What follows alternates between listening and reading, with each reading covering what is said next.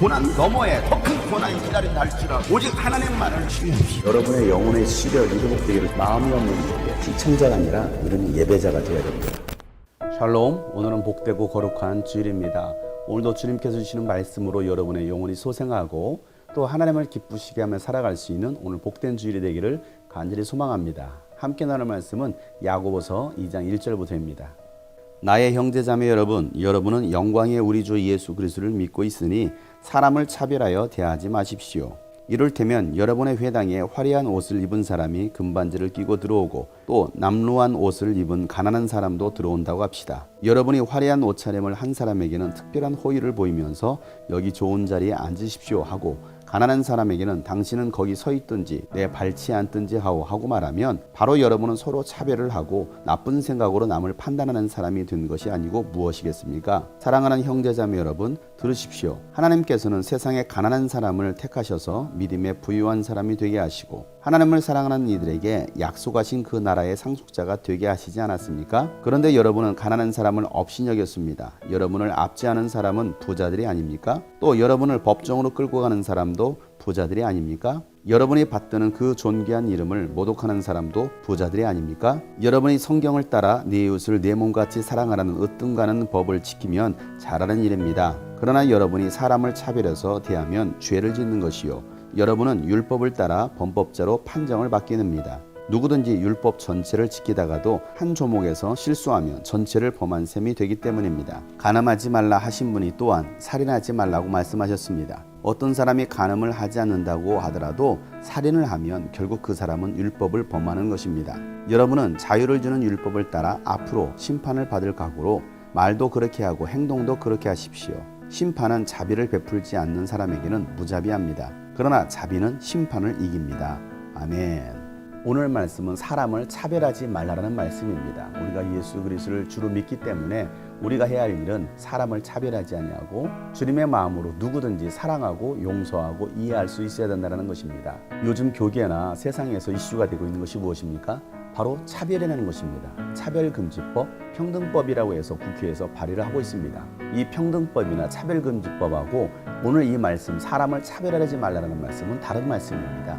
세상에서 차별금지법, 평등법은 성소수자들, 다시 말해서 동성애자들을 차별하지 말고 그들을 평등하게 대하고 차별했을 때는 법적 조치를 취하겠다는 것입니다. 기독교는 동성애자들을 차별하는 것이 아닙니다. 동성애는 창조 질서를 깨뜨리는 것이고 하나님의 법에서 어긋나는 죄라는 것을 말하고 있는 것입니다. 동성애는 대부분이 환경에 의해서 만들어집니다. 그러한 동성애는 치유가 될 수가 있습니다. 그래서 기독교는 동성애자들을 차별하는 것이 아니라 동성애자들도 회개함으로 변화받을 수가 있고 치유가 일어날 수 있고 그들도 구원받을 수 있는 영혼이라는 것을 말하고 있는 것입니다. 오늘 본문 말씀에서 차별하지 말라는 말은 무슨 말입니까?